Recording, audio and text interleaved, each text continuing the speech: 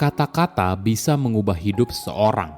Ketika kita mendengarkan orang yang salah, maka hidup kita di masa depan bisa saja berubah ke arah yang lebih buruk. Halo semuanya, nama saya Michael. Selamat datang di channel saya, Sikutu Buku. Kali ini saya akan bahas soal rahasia dari hidup yang bahagia berdasarkan riset ilmiah. Ini merupakan rangkuman dari video TED Talk Yasmin Destin yang berjudul How Everyday Interaction Shape Your Future dan diolah dari berbagai sumber. Apakah kamu pernah dengar kutipan, kamu adalah rata-rata dari 5 orang yang paling banyak menghabiskan waktu bersama kamu? Sadar ataupun tidak, interaksi kita dengan orang lain membentuk siapa diri kita di masa depan. Apalagi jika orang itu merupakan orang terdekat. Tidak heran apabila kita bisa punya kesamaan dengan orang terdekat, misalnya kesamaan pola makan, kesamaan hobi, dan sebagainya, kamu dan dia saling mempengaruhi satu sama lain. Ini yang harus diperhatikan. Jangan sampai kamu justru terpengaruh negatif dan pada akhirnya bisa berdampak buruk pada masa depan kamu. Sebelum kita mulai, buat kalian yang mau support channel ini agar terus berkarya, caranya gampang banget. Kalian cukup klik subscribe dan nyalakan loncengnya. Dukungan kalian membantu banget supaya kita bisa rutin posting dan bersama-sama belajar di channel ini. Apakah sebuah hubungan sosial bisa membentuk masa depan seseorang? Jawaban singkatnya adalah iya. Sebagai makhluk sosial, hubungan antar manusia penting untuk bertahan hidup. Dimulai dari saat pertama kali kita membuka mata di dunia ini, berada di pelukan orang tua membuat kita merasa aman di sebuah lingkungan yang asing. 5 tahun awal hidup seseorang boleh dibilang menjadi fondasi dari apa yang kita harapkan dari orang lain di masa depan. Mulai dari rasa percaya, keterbukaan, hingga keamanan. Di situasi yang asing, orang terdekat menenangkan kita dari sesuatu yang ambigu di masa depan. Jadi boleh dibilang hubungan sosial bisa saja berpengaruh dalam membentuk masa depan seseorang. Studi menemukan orang yang ada di hidupmu dapat mempengaruhi apa yang kamu pikirkan dan rasakan tentang dirimu sendiri. Sebagai contoh, ketika orang terdekatmu melihat kamu sebagai orang yang baik, maka hal ini semakin perkuat citra dirimu dan dukungan positif ini akan semakin mendekatkan diri kamu pada sosok yang kamu dambakan di masa depan. Sama halnya di aspek lain dalam hidup, misalnya soal makanan, jenis pekerjaan, gaya hidup, dan sebagainya. Ketika kamu saling berbagi, maka secara tidak langsung hal ini akan mempengaruhi kamu. Walaupun terdengar sepele, tapi bisa secara signifikan pengaruh hidup seorang dalam hal mengatur waktu, uang, dan gaya hidup. Bayangkan ada seorang anak berusia 11 tahun, coba kita beri nama Regi. Anak remaja ini merupakan anak yang baik, punya banyak teman, dan mencintai keluarganya. Ketika ditanya, mau jadi apa ketika sudah besar? Regi punya jawaban yang tegas. Walaupun Regi tinggal di sebuah rumah yang sederhana, tapi dia suka dengan rumah yang indah dan suka sekali dengan desain dan bagaimana rumah itu dibangun. Ditambah lagi, Regi juga suka matematika. Jadi dirinya dengan lantang menjawab kalau dia ingin jadi arsitek agar bisa membangun rumah yang indah. Seiring berjalannya waktu, Regi mulai belajar adanya rintangan untuk mencapai apa yang diinginkan agar bisa memenuhi identitasnya di masa depan. Tentunya untuk menjadi seperti apa yang dicita-citakan butuh biaya. Jadi dalam sebuah eksperimen, Destin mencari tahu bagaimana anak seperti Regi memberikan respon atau bereaksi ketika diberikan sebuah pesan dengan kemungkinan terbuka atau tertutup. Misalnya begini.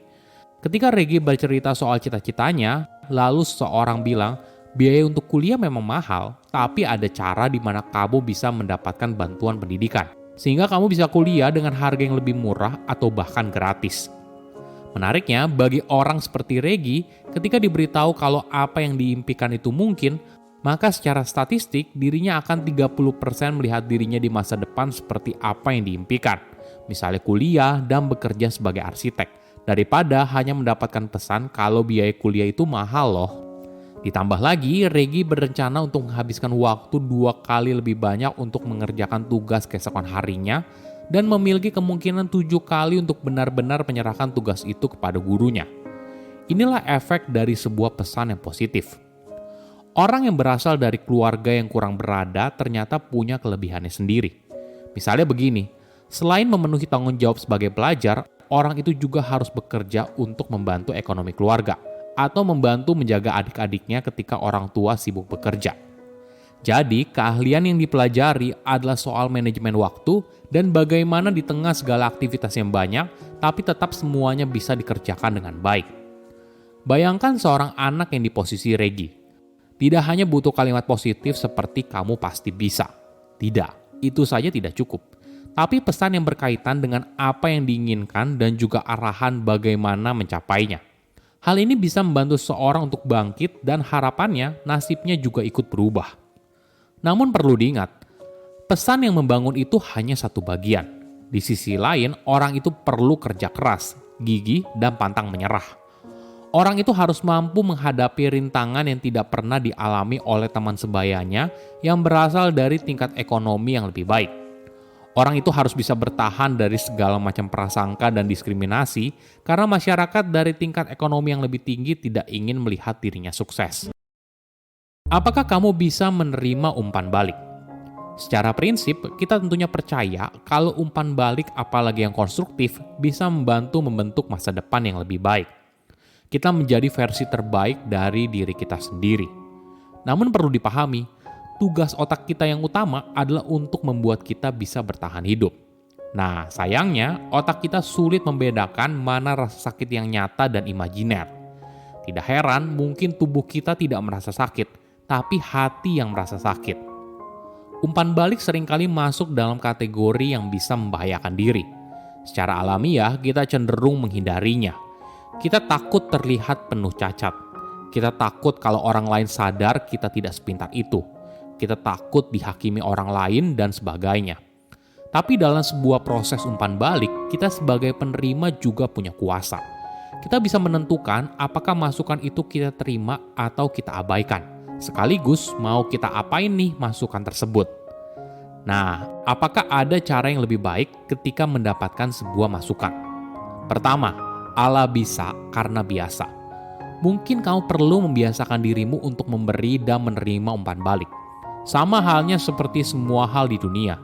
Semakin sering kamu melakukannya, maka kamu akan bisa menerima dan memberi dengan lebih baik. Saat kamu proaktif, kamu berada dalam kendali. Kamu bisa membuat dirimu siap untuk mendengarkan topik apa yang perlu umpan balik. Kedua, menciptakan jaringan umpan balik yang terpercaya. Mintalah masukan dari teman atau rekan kerja yang kamu percayai. Mereka yang melihat dirimu apa adanya dan bersedia memberikan masukan yang jujur. Tapi perlu diingat, ketika mereka memberikan masukan, terimalah dengan lapang dada. Jangan justru sibuk membela diri dan berusaha membenarkan apa yang sudah kamu perbuat. Cukup bilang terima kasih dan senyum. Silahkan komen di kolom komentar pelajaran apa yang kalian dapat ketika tahu informasi ini.